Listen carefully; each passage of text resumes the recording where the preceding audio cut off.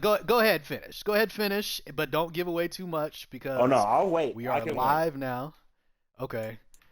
Let me get out of this salary screen so nobody knows what we were talking about. Good grief, Crim. Oh, I wish we were talking about that with the podcast live.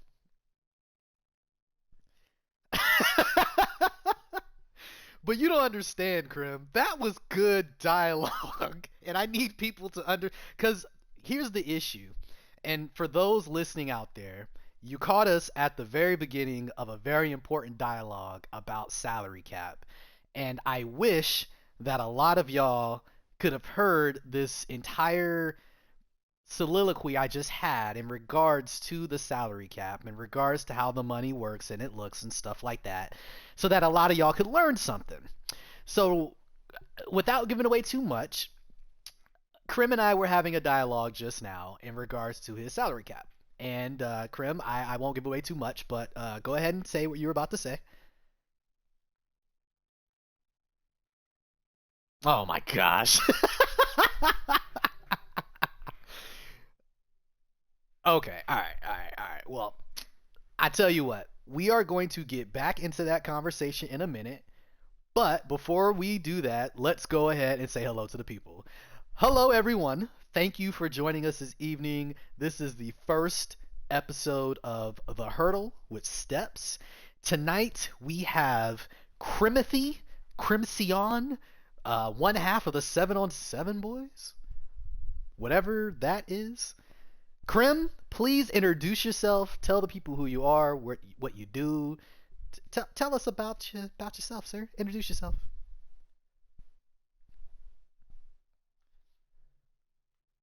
Oh Jesus, hold on. Oh, Let me pull up my okay. Twitch.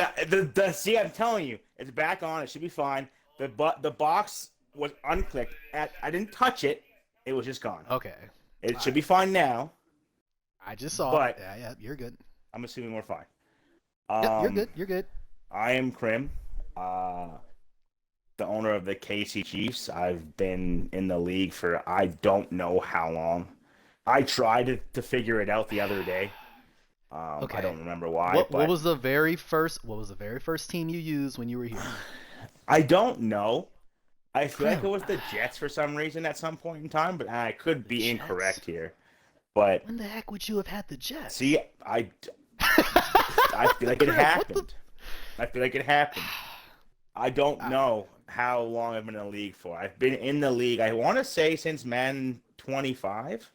I was never in the SFL with my Xbox 360, but I was in the SFL with my Xbox One, which would have been Madden 25, which would now be Okay, what? yeah, that Madden 12, 13 or something. Yeah, so I wanted to say 10 years, which sounds about right. So it's been a long time. Um, I've been an admin for the last, I want to say four. That seems right, 4 or 5. So half my time here, I guess. I think it's been 4. But yeah, I think four. Um, then that's kind of it. Like just kind of here. Just kind of here. All right, man. Well, Krim, thank you so much for joining me this evening on The Hurdle. I appreciate you joining me for episode 1 for sure. Uh, First and foremost, shout out to you for hooking up the logo. He Just so everybody knows, Krim, he does a lot of very good graphic designing. He hooked up the Hurdle. He hooked up the One Cut podcast, both of the logos that I have for that. So if you got some content you're trying to push out, or you just got some kind of graphic designing needs, Krim is your guy. I'm sure he has a PayPal if you want to plug that. You're more than welcome to, Krim. I've got a PayPal for that. I've got a PayPal for um, player upgrades, trades you want to Ah, make, nah, nah, nah, nah, anything nah, like that. nah, nah, no. We're not doing pay for play. We're not doing that. Pause. We're not doing that on here. All right.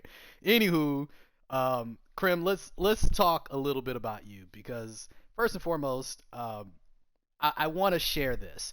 We're doing this podcast, The Hurdle, because I want to be able to get everybody at least once on the podcast.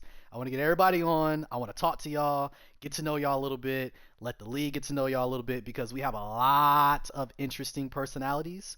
And, what better way to bridge the gap than to have a medium such as this, a platform that a lot of people seemingly enjoy and tune into and like to listen to and whatnot, and being able to kind of learn about your counterparts and what makes them tick, and just overall who they are. So, Crim, again, thank you for joining. I want to talk to you about a number of things. First and foremost, I want to talk to you about gameplay. What is, without giving away the sauce, obviously, on offense, what is your typical like desire? Like, do you want to establish the run? Do you want to, throw it like crazy? Do you want to play action? Do you like working the short, the middle, the deep passes, the sticks, inside the numbers, outside the numbers? Like, what are you always looking for with your game plan before you actually modify it and change it a little bit based on who you're playing? I mean, for the last little bit, it's kind of changed this year. I've taken a different approach to how I've been playing just because of the team that I have. But normally it's been run first. Don't pass the ball if I don't really have to because it's never really worked out for me. So establishing the run has been the biggest thing with teams in the past, and obviously it was easier to do with running backs like McCaffrey, and the midget that you love so much. I forget his name, but Yeah, no, we don't need to remember him. The he, midget is he all you was need to pretty he say, was and pretty we can move solid. on. He was Um, I. He was okay. but yeah, running the ball has been the biggest thing for me. Even back in the days with I think Jonathan Stewart was on the team still. Remember using him vaguely for the SFL. Um, that's been kind of my thing. Throwing the ball is really hard for me, just because I'm not the greatest when it comes to making the best reads, and I'll throw the ball into harm's way most of the time. So that's kind of what I try to avoid. But this year's been different. I mean, I have Mahomes, I have Nets, still Hardman this time around. So I've kind of taken a more of a pass heavy approach. And I wouldn't say I'm doing necessarily well. It's You can watch my last game. It wasn't the greatest game in the world. There's been games where it's been very good, games where it's been very bad. So I'm kind of trying to find a balance there. But I would say it's more established than run, but this year and probably moving forward is more of an either, I would say, balanced approach just because you can't pass the ball. No one's going to respect your pass. And that's when I get into trouble down two scores and I have no idea what I'm doing. So offensively, it's evolving. It's still a work in progress for me. Okay, let me ask you this, just off the jump. When you were going into team selections and your pick came up and you had a number of good teams available to you, what made you choose the Kansas City Chiefs and I asked this knowing how your offensive game plan typically is with running the football, but picking a team that is essentially pass centric with Patrick Mahomes. I mean, I didn't really take that into consideration too much. It was more so just getting back into a division with Q that I had done for years and took, I think, 2 years off of. Um, but also, again, the Chiefs were they were a team that would allow me to kind of pass the ball with more efficiency because of the quarterback. So, like, that's the biggest thing in regards to the league, which many of us have kind of noticed with these teams. Some like, quarterbacks are, you can see the gap. So, getting the best quarterback in the game obviously helps me pass the ball better. Still not doing, I'm not lights out. I'm not, cheering with Brady types of deal here with running away with the, MVPs and such. But that was kind of what drew me towards Kansas City, was just that it was more of a handicap in a sense with Mahomes.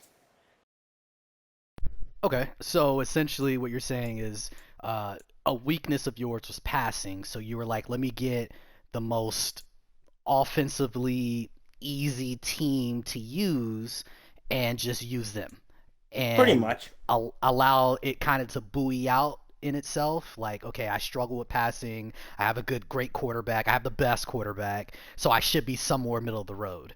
And then the run game will develop itself because you're already good at it. In a sense, yeah. I feel like this at this point in time with the team, it may have pushed me in a certain direction where I'm not running the ball as much as I should be, because I clearly am not. So I've become more of a passer, which in its own right is good, but also bad, because if I'm taking away from what I think my strong suit is obviously going to show, and it is right now. So it's still a matter of balancing things out and kind of closing the season out with that mindset. But yes, all in all, getting the quarterback that can pretty much be foolproof was a big part of this. Okay, and I respect that. I had a similar approach. Uh, well, I say similar, but I think what I was looking for when I did my team selection is I was looking to be able to have a broken receiver, like just one, just solid broken button. For those that don't know, in the SFL for years, we've called like the receivers that are just broken by attribute, by ability in the game, by just overall, just everything. We call those players buttons. So what you see Chris Godwin doing right now for Chan is he's a button. What you see Christian Watson doing for Q is a button. What you had seen Travis Kelsey doing for Crim here, button. So that's kind of what we say to describe those receivers that are just like not just only attribute are broken, but in game they're using them and they're broken. So when I say this, for myself, I was looking for a player that was broken and a button, and then also just a dynamic running back. Because in my entire SFL career, I never had a running back that was just like broken until I had Dalvin Cook, and it's been fun. So I got you with that. That makes sense, and respect. I respect that because it takes a lot to say I struggle in this area and make your team pick based on that. Because I mean, you didn't have to pick them. You could have picked the Raiders, right? The Raiders were still there. Oh yeah. I mean, you could have picked them. I mean, that gives you Josh Jacobs, that gives you Devonte Adams, that gives you Darren Waller. Um, I mean, at the time, I guess the Broncos were available, but I don't know if I don't know if that would have been a team that you'd have been interested in. So I mean, I say all this to say like there were options for you, and you picked the team that best leveled you out, and I think that's good. I don't think there's anything wrong with that. All right, so let me ask you about your defense. So from what I've experienced about your defense, I feel like your defense is the strong suit of your typical gameplay. I faced you a lot last year, and I had a lot of problems working against that defense of yours. Explain to the people what you typically try to do on defense, game plan wise. Well, not game plan wise, but just when you go into a game, you already know what you like doing on defense. Tell me about that. Tell me about how your defense typically is if everything is going the way that you want it to go. I mean, a lot of it is just creating pressure. That's kind of the biggest thing for me. Whether it's a run heavy team, pass heavy team. I mean, you're gonna need to create some sort of disruption in the trenches there. So that's to me the biggest thing. Obviously, I'm not playing down there myself, but I'll try to generate pressure, work off of what was is the other team's weakness. So in regards to a game I just played recently against Bird, while I knew he was going to run the ball a lot with Henry, and he did very well with running with Henry. So obviously that was hard to work with, but Malik Willis threw for 35 yards, knowing he had to force him to throw the ball. Again, you're not going to be able to stop Henry completely. There's no way. But if I know that you're uncomfortable passing the ball, I'll force you to pass. If I know you're just gonna you want to pass the ball, I'm not gonna worry about your running back unless he's coming out of the backfield, running some sort of route. So it's more so pressure whenever it's a lot of stopping the pass game. I'm okay with the run game.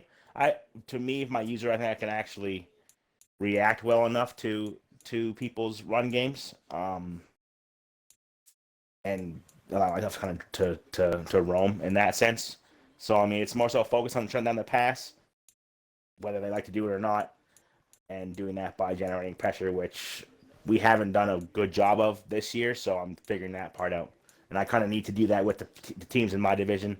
Chargers, good passing team. Raiders, Devontae Adams is a button like you spoke about earlier. So I mean, stopping that's pretty difficult.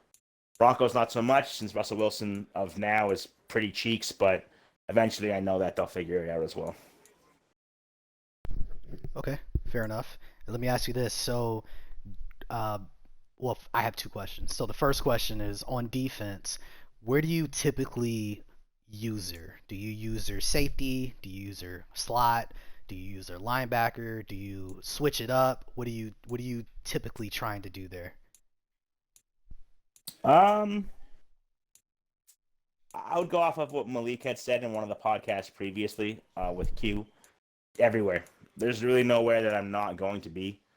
Uh, you can't really sticking somewhere with your user is pretty much allowing your opponent to pick a part of the field or a certain player in particular that they know that you're going to be moving around. So I'm everywhere on the field. Okay, fair enough. Side note, I did not know that you had a 29 to 12 ratio here. That's not bad, man. It's a It's not 114 great. rating. It's not I mean, great. it's not. I mean, it's not bad. I mean, all I, things considered, yes. I do think I'm still throwing too many interceptions, and that's no, been yeah, I don't a disagree major thing for there. me. But Nah, 100%. I don't disagree there, but I was expecting a much worse off number. Now, what are your numbers since you traded Kelsey, though? Have they been decent or not? I mean, you can look. It's not like trading Kelsey hasn't really hindered us a whole lot. Irv Smith, the last two games we've played, I think he's amassed 100 yards. He's scored, I think, 3 or 4 touchdowns himself. So I mean, it's just it's on the game plan. It's a matter of knowing what you're up against, and I do my. I know we've been on there over this for some sort of podcast where people just go into their game, play their own game. They don't really care about how your opponent works. I mean, that's fine. It can you can do that, but I've gotten to the habit this year more so. Doesn't really reflect it on the record, but reading information that's being provided to me, looking at things that trends for my opponents and such, and that's kind of shown with the Irv Smith and Travis Kelsey stats. You would looking at it with just numbers, you would still assume I had Kelsey in my opinion. Okay, fair enough. Hey, if you're still able to run your offense and it doesn't skip a beat and you're losing out on a 99 overall X factor, then that is a win no matter Yeah, I what mean, the return just is. to So just to that's give it that's good. some I guess some life. You never use Irv Smith. I acquired Irv Smith from you. I don't even know if you might have used him a bit, but I don't know if his stats carried over.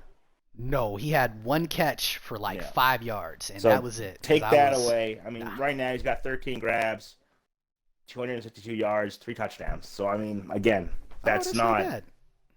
There's really hasn't been a drop in production from the tight end position. It's just a matter of this man will drop passes. Kelsey would not drop passes. I mean, Irv essentially sold on that game-winning or that game-winning maybe drive against AC and the Jags last week. So, or was it this week? That was this week. It was this week. Okay, yeah. I was watching that game and I saw that drop and I was like, please tell me that wasn't Irv. And yep, that was Irv. So I'm sorry about that. Irv Smith Jr. was my player. I traded him to you for a couple of picks, which we're gonna get into momentarily. And yeah, sorry that happened to you. I'll live with it. Kelsey I makes mean, that catch. Kelsey does make that catch, but I mean, it's I can make that catch. He should have made that catch. It is what it is. We're on to the next week. I mean, this is more. I mean, that loss hurts a lot, but now I gotta figure out my a game plan for Q, which is unfortunate. I mean, don't go that route. I mean, unfortunate. I wouldn't say unfortunate. Q is probably one of the best users, if not the best user in the league right now. But that does not make him unbeatable. Yes, he has a undefeated record, but you have a chance. I mean, You everyone still has a have a chance every chance. week. I mean, if you go Yeah, into a week where you think you don't have a chance, there's really probably no hope for you in this league. pretty much. And I mean, you do your due diligence, you do your scouting. So I'm sure if you put together the right game plan, you could figure something out. Okay, so let's move on and talk about roster building mentality. My favorite. So, for me personally, whenever I play Madden and I'm in this league, one of my favorite things to do, besides trading in general, is just building up my roster. I love putting together young talent or just talent in general and just kind of just building it up in the image of God. That's what I like to do. So I want to talk to you, sir, in general about the things that you've done so far in regards to signings, in regards to trades, in regards to shoot the two players that you picked going in, from the dead franchise to this new one, the reboot, the two players you picked development wise to get back right. I want to talk about it all. So, first and foremost, let's talk about what you have done. So, first and foremost, your two players that you picked for development to get back to what they were prior to everything destroying itself. You picked George Karloftis. That is your. Is that did I say that right? Karloftis. Yep. All right. So that was your left end. You put him to a superstar, and then wide receiver McCole Hardman, which you did not have, like you mentioned, last franchise because you traded him to Malik, and Malik got busy with them. So thank you, Malik, for helping Crim, being able to get that superstar on Nicole and him actually having him. Um, and let's go over these trades. Okay. So, Crim, you have been a very active member of the trade cycle. So let's go through these. So, the very first trade before we even had the franchise fully established, my good sir. The Chiefs trade wide receiver Sky Moore. The Packers trade a second round pick. Okay. Yep. Your next trade, you had, and I do not know how to spell this man's or pronounce this man's name, but you received Cade or Katie Kohu. Kaho I think it's Kohu. Kohu. Okay. And then you received Cody's third round pick, and then you gave away Juju Smith-Schuster, Juan Thornhill, and Derek Nandi. Okay. And then let's scroll down because there is more. Let's see. Okay, so then we had. Where are you? I think. I guess our trade is next. Okay, and so then you traded me a fourth round pick this year and a fifth round pick next year for Irv Smith Jr., which essentially catapulted you to making the largest and most, dare I say, destructive trade because people did not like that trade that you've made. You received a first round pick, a second round pick, Arizona's second round pick, and a third round pick next year, and a pretty solid defensive end in Christian Wilkins. And you gave away Travis Kelsey, Mike Donna, who I don't even know who he is, and then Kalen Saunders, who I know was garbage. Okay, so those are the trades that you have made, my good sir. Re-signings, though. You have three re-signings. You re-signed Nicole Hardman, 3 years, 42.6 million. You re-signed Orlando Brown, 3 years, 46.5 million.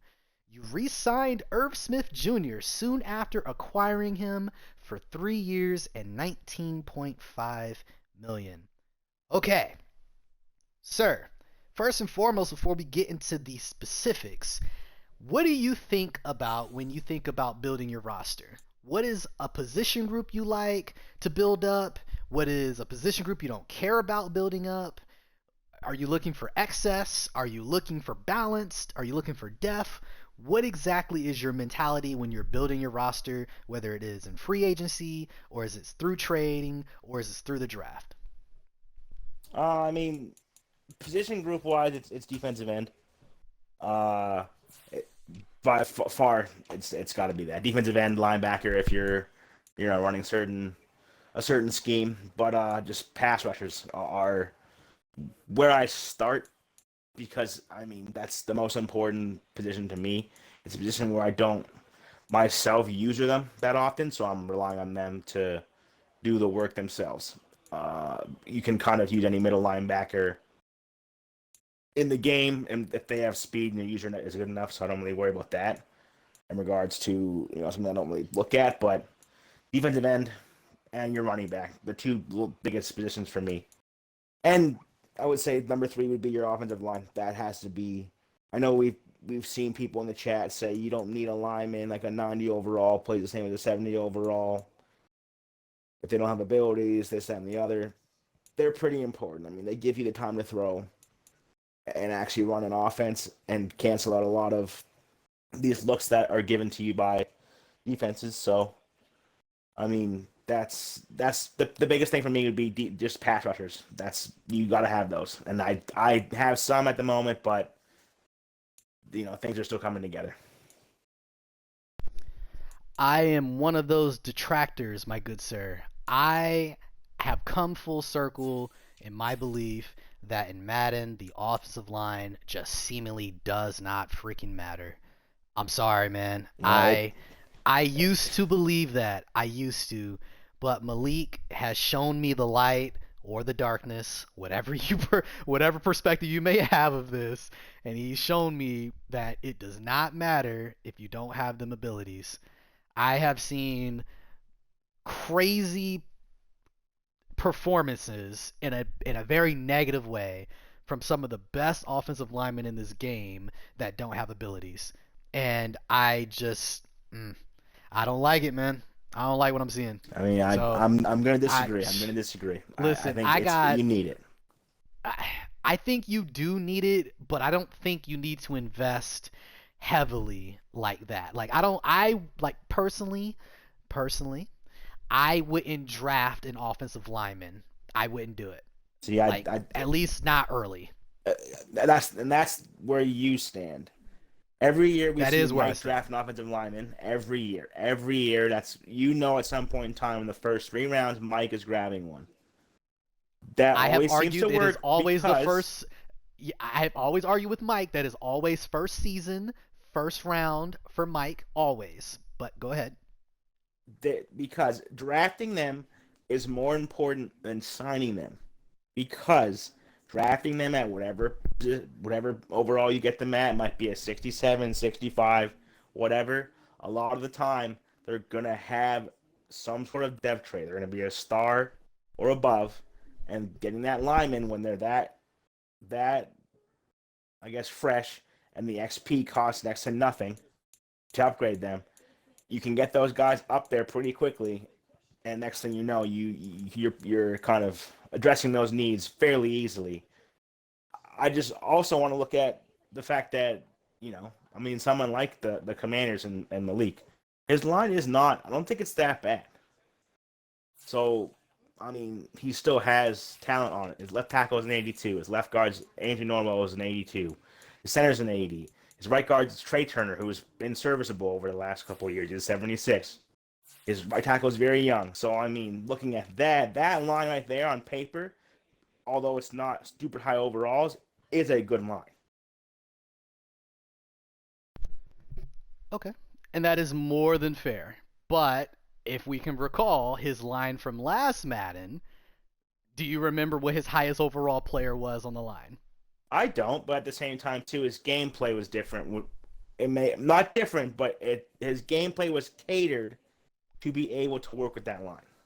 There's a difference between catering your gameplay to working with what you have, or just having a line and set and then complaining about how you can't actually perform. I strongly disagree. I think Malik had one of the worst offensive lines it's like put together I've ever seen, and he was airing the football out like it was no problem. And it was the stupidest thing I had ever seen, especially since he had all that speed at receiver. Like that didn't. I mean, I guess maybe that's the part where he's playing into it, where he's like, well, my receivers are so fast that I can still air it out because they're going to get to the spots where I need them to Mhm. be faster than most players would. In that sense, I feel you. I got you on that. But I still feel like he should have been taking an absolute beating on most weeks last Madden, and he was not. He was airing it out comfortably most weeks. And so seeing that and seeing these other offensive linemen get smoked and smacked in the face all the time, I can't believe it. I can't sit here and say that my 87 overall right tackle is more valuable than a 6 or 70 overall right tackle from somebody else. Like I just personally I can't say That it. we'll agree to disagree at that point. I think it's very important. While you can get away with having one kind of bad offensive lineman, you can mask them by shifting around, giving extra help, whatever. That's one thing, but if your line is just complete dog shit, it's gonna show at some point in time. Fair enough. Hey, and like you said, agree to disagree. I think one thing, you think another, and that's fine. But more so, let's talk some more about your team here. Let me ask you a question about this. So, your trades have showed me a few things. One, it showed me, or your trades have shown me that you really value these draft picks that you traded for because you essentially traded for draft picks in every trade except for the Herb Smith Jr. trade. So let me ask you this. You have approximately 1, 2, 3, 4, 5, 6, 7, 8, 9, 10, 11, 12, 13, 14 picks in this upcoming draft, with six of them being day one picks. Or excuse me, I forgot. It's first round is day one, day two is second and third round, right? Yep. Okay, so you have four, five, six. You have six picks on day two. Tell me about that. What is your thought process with this? You have a pretty strong roster across the board. You don't have too many holes to fill, but you have all of these draft picks that you at your disposal. What is your overall thought process without giving away the sauce to this upcoming draft class? And I mean, do you see something in it that you're just like, I'm gonna go after it, or are you just trying to build the depth now and get rid of the other contracts that may not be as heavy, but with Mahomes' contract on board, you may have to, figure out, okay, I gotta let this player that's a 27-year-old 90 overall go, but I have this draft pick that's ready to step in. Like, what is your thoughts there? There's just um, the draft itself. I mean, for what I'm looking for, has kind of what I want. The picks in general, they're just, you know, they're good to have going into the off season because a lot of teams don't necessarily know at this point right now what they need until they get to the off season. I know there's times where owners don't look at their re-signs even until the end of the year. Then they have two shots at signing a player. They miss them. Okay, cool. Or they figure out, okay, I need to, go out and grab, this, that, and the other. And they find something in the draft that they like, and they kind of want to go up and get it. So the abundance of picks that I do have, it's not that I see something in the draft that I am going after consistently. Obviously, there are a bunch of players in here that I do like. I've obviously done my due diligence there, but it's like having like draft picks are more valuable when the closer the draft is, and once people kind of have more information on the picks themselves or the prospects themselves now. So for me, yes, it's having that ammo to go into the offseason and make trades that I want to make with those, but also being able to use these picks to fill my roster out with players that I can develop at a cheaper price than going out and paying for, an 85 overall player or whatever. So I mean, it's both sides of the ball. I mean, I'm able to remain flexible somewhat with the cap, but also it in trade talks, I'm flexible as well. So I mean, it's pretty much it covers all my bases. So I don't really have one way or the other to kind of go about it. Okay. And that brings me to the conversation that we were having prior to the podcast beginning, which again, I wish that was caught on the cameras because it was a great conversation to have, and a lot of people could have learned a lot of things from it. So, in short, because I'm not going to go through that whole entire thing that I just went on, I'm just going to briefly say this. So we were looking at Crim's team, we were looking at his cap, and as you can see, because I have it pulled up on the screen, and for those that are driving or not able to watch the screen, I'm just going to say it out loud. So currently, Crim has 25.8 million in cap space. He also has a 2023 rookie reserve of 25.8. In his re-signings, he's having some issues No, I'm not. because he has Crim. Right now, you have an issue. I will say that you have one single issue that you have a chance to address, which we've talked about that.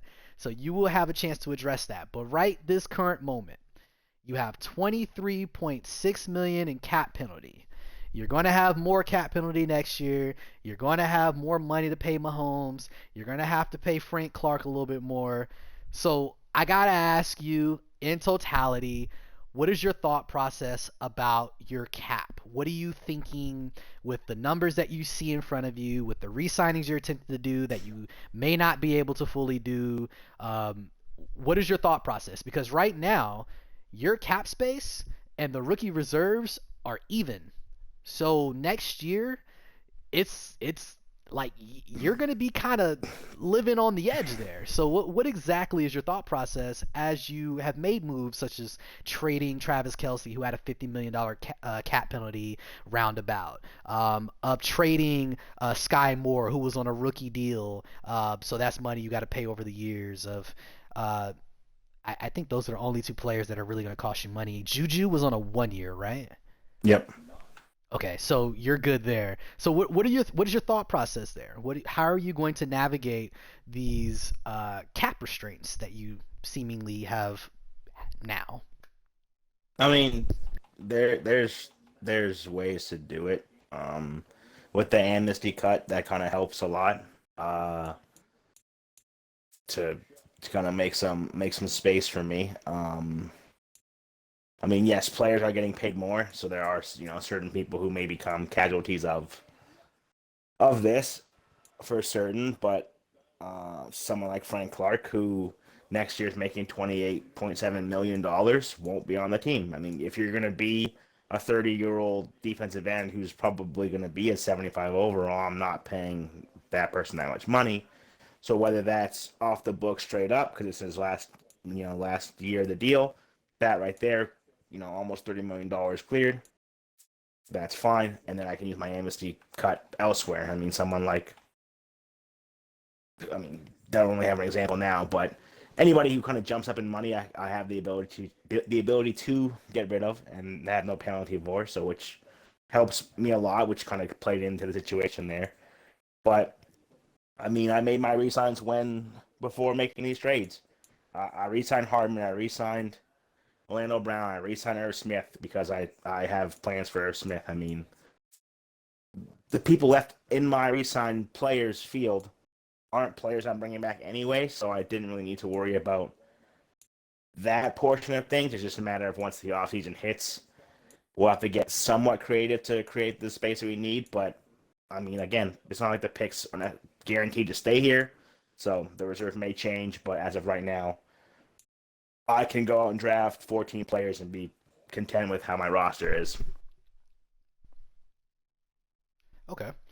And that is true. And I guess that is the benefit of having all those draft picks because, like I kind of mentioned before, you don't have to pay that 27-year-old 90 overall if you have a rookie that is a 77 overall that looks like he's got some potential attribute wise, maybe even development wise, that you can kind of slide into the role and you can trade him off and get whatever you can for him and continue to build your roster. So I mean, there's positives there, But there's also that issue of being so closely cash strapped that you may not be able to make that kind of trade to give yourself that space, because if you make that trade, maybe it costs you more in cap penalty than it actually benefits you towards your actual cap. So I mean, those are things you have to consider, right? Oh yeah, I mean the flexibility for bringing in players may not be there, which is fine. Again, we'll figure out what we need to do if players become available. There's nobody really I'm looking for specifically, so obviously it'll be a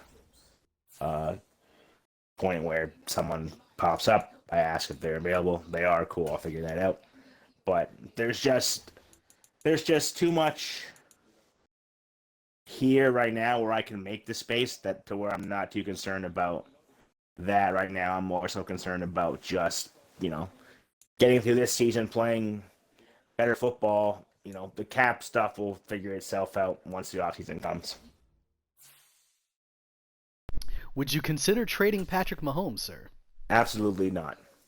That's a. I mean, do I sit there and dangle it? Yes. Will I actually do it? Hey. That's. Specify, please. I no. We're done this now. I'm not. That's that happened. Would I ever do it? Bottom line, no. There's no way. I mean, unless I want to take myself and revert back to the older me and use a sub tier quarterback, middle of the road quarterback. There's really no way to get. I mean, it's probably impossible to get what you need to get from Mahomes in the calculator. That's probably the first step. I mean, Kelsey was hard enough to move, so I don't think I would go ahead and even think about trading Mahomes. I will say I've already looked, and Kyle Pitts, Justin Jefferson, Dalvin Cook, and I'm still like 10K off.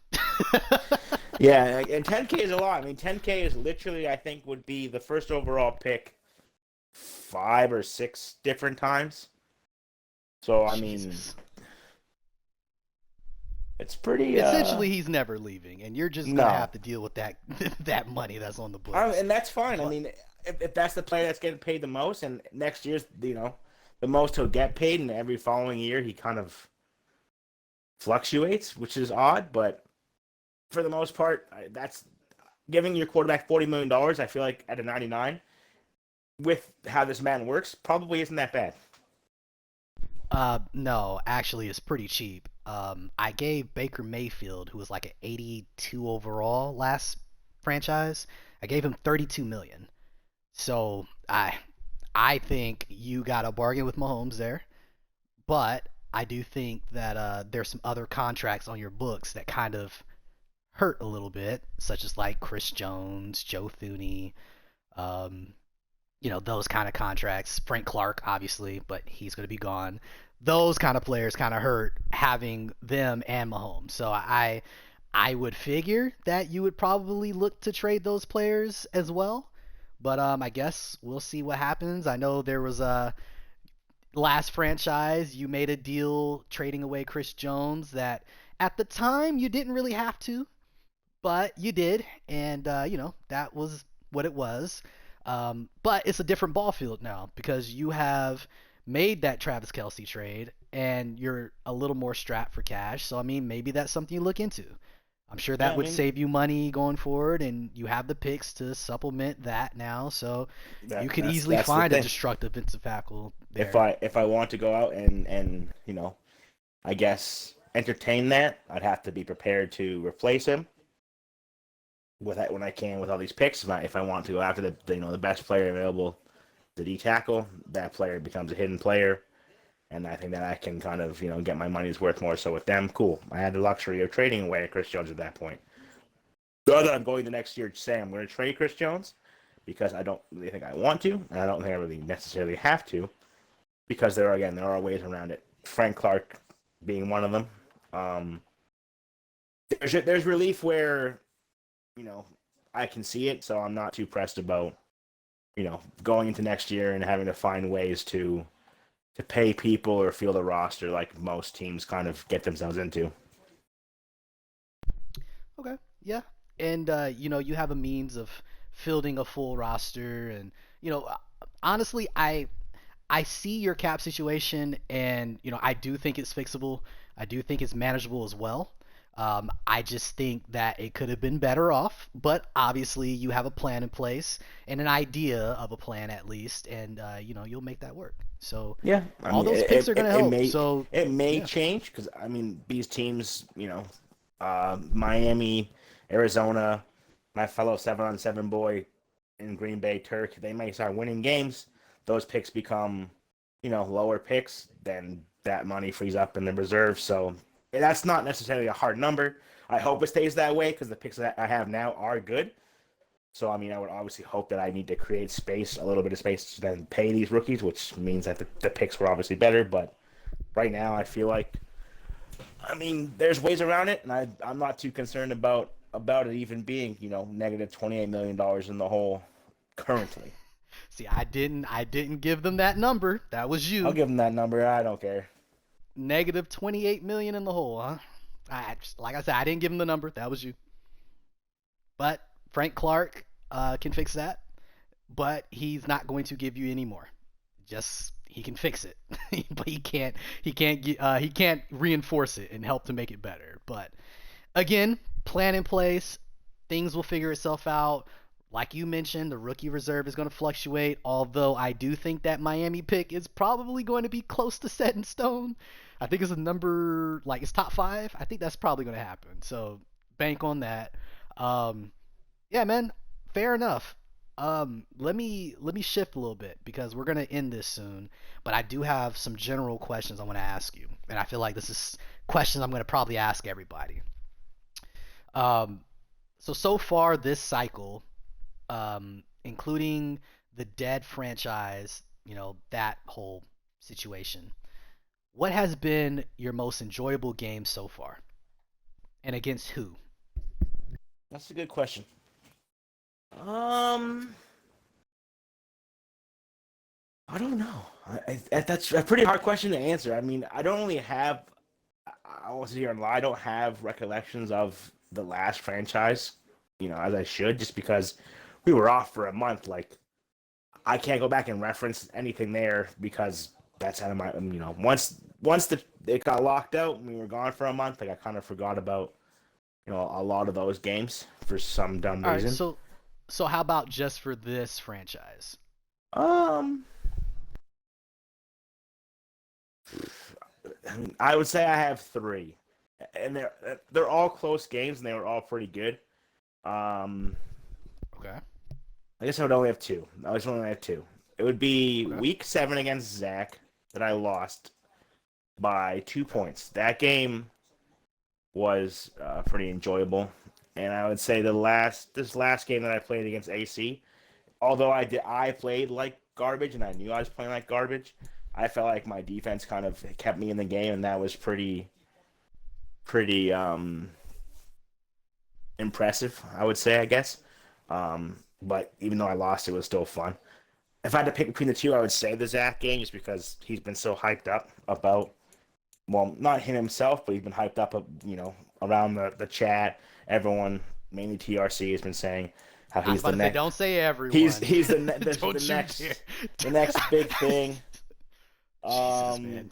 but just before I kind of close the question out, speaking of Zach, how do you feel now that this week the SFL is shining, the knight in shining armor, the San Francisco 49ers, Zach, is no longer undefeated? Q, the best user in the league in your regard. Look him down. Speak on that. You want me to speak on I want that? you to speak on that. You want me to? I mean, I don't care. I don't. I honestly don't care. I have seen Zach play very impressively thus far. I witnessed the game against LB. That was a very impressive win. I think that was like the first or second game of the season. I just witnessed that game against Q, and even though he lost, he played a pretty impressive game in that game too. So I think nothing really. I just think that Zach is a user that is good enough to succeed if giving a roster that is as good as the roster that he has. He's not a scrub. Like, he's not going to have a good roster and do absolutely nothing with it. So I think Zach is a good user.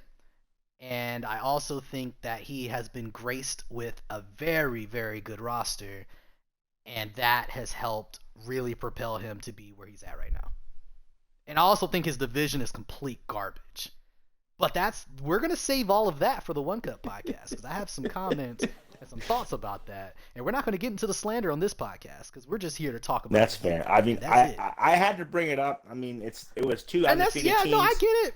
I get it. The playing Zach was enjoyable. Playing Q is enjoyable. Even though, I mean, I sit there, the game we had played, it cut out. Obviously, the score looks like it, was closer than it was.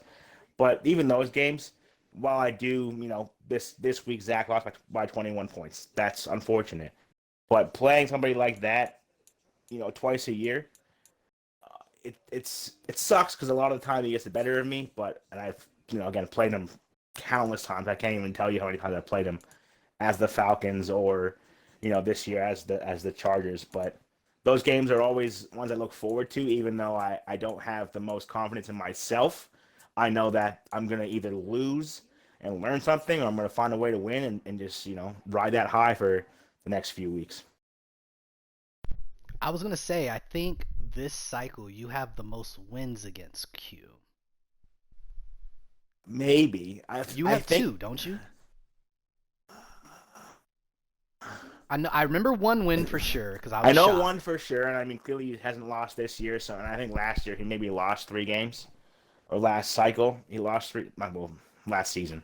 Sorry, yeah. He lost 3 or 4 games. Okay, but... so never mind. So you have one of maybe like 3 or 4 losses. Yeah. Or 3 or 4 like wins against him. So all right, hey, I mean, you're in essentially, you're in territory that a lot of us aren't in. So if anybody can figure it out, it's you. So I have confidence that you'll play well enough. It's just whether or not you actually follow through and you don't crim it up at the end. I mean, I hope so. Like that, to me, I don't want to sit here and toot my own horn, but to me, like, it's that game. So next week, week 13, and then everything else to me is pretty not.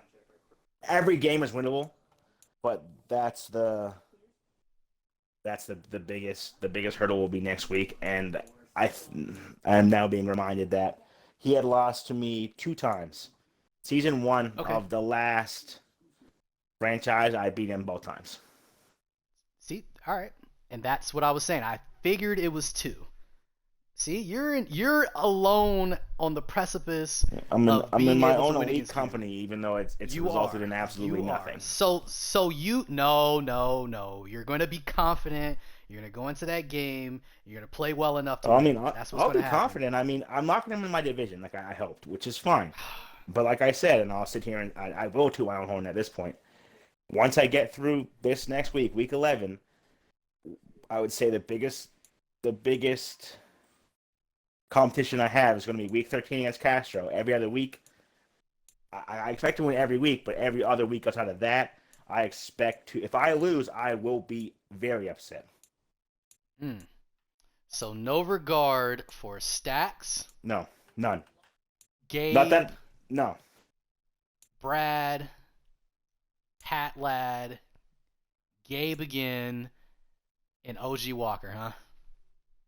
No. I mean, I've beaten these people. I've clearly, defeated the Chargers 2 times out of the 4 losses they have all this Madden. I mean, I have to win. That's the thing. Every week from here on out, starting with week 11, is a playoff game in my mind, because you have in the AFC and pretty much any sort of conference, you have to win 10+ games, or you're probably not getting in. Unless your division is, the NFC West, which at that point you're still with Zach. He's going to win 10 games. But as a wild card team, it's going to be very hard to get into the playoffs in the AFC without 10 wins. Listen, Zach could probably lose every single game going forward and make the playoffs still as the division winner. And you asked me if I had regard for Pat Ladd in that division, which I would not. Although I think he gets it together at some point in time, just not this year. I don't think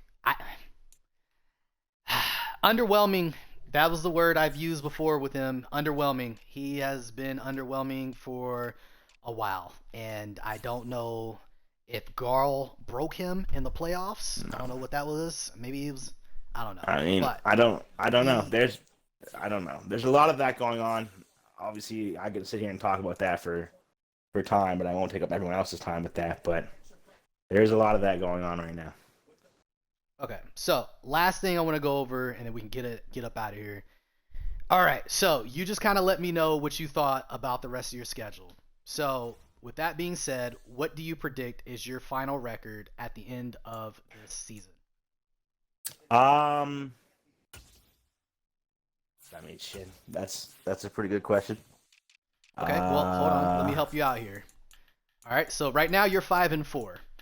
All right. Do you win against the Chargers this upcoming week? um, yeah, fuck it, yeah. All I right. feel like that has to be the Okay. start, so I have to say yeah. Okay. 6-4. 6-4. All right. Do you win against the Rams? Yes, 7-4. Do you win against the Bengals? yes.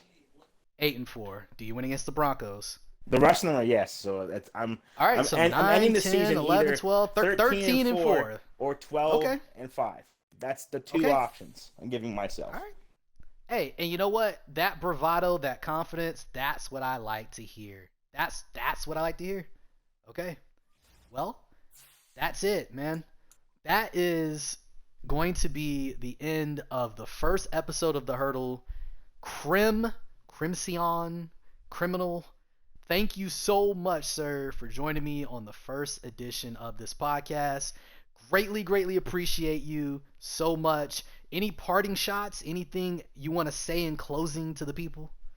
Yeah. I want to say shout out to Canada, all my Canadian boys. In the Hey, SFL. I wish what's us the all the Canada? best, except for Steps. He How's hates Canada, slandered Canada on this podcast to my not face, on this one. to my Not on face. this podcast. Not Indirectly, on he the did it. hurdle. So I Not want to on the shout out hurdle. Gomes. I want to shout out Zach. I want to shout out Brad. I want to shout out myself. I think I'm forgetting The somebody. Canadians. I don't know. Gang, gang, gang, I gang. don't know. But if I forgot you, let me know. Dang. Gang. I respect it. No, I respect Canada. If I knew the No, you national don't. anthem for y'all, I would No, sing you it. don't. But I don't. That's something You I'm can gonna Google the learn one words. day. You don't. If you watched the All Star game, you would have saw Julie Black perform it, which you didn't. You probably skipped that. You probably skipped that part. Dang. I didn't even watch the All Star game. Honestly, didn't know the All Star game was on. And it was all right. I completely missed it. So everybody know I love Canada just as much as the next You man don't. should love Canada. No, You I do. don't. I do. Anywho, that is the end of this podcast. Episode 1's in the books. Episode 2 is going to be coming live and direct in the very near future. We will have the Tennessee Titans owner, Bird is the word, Justin. We will have him live and direct on set, and we will be talking to him about him, his team, the team draft, everything of the sort. So thank y'all for joining us. Y'all have a blessed rest of your evening. Goodbye and good day to you all.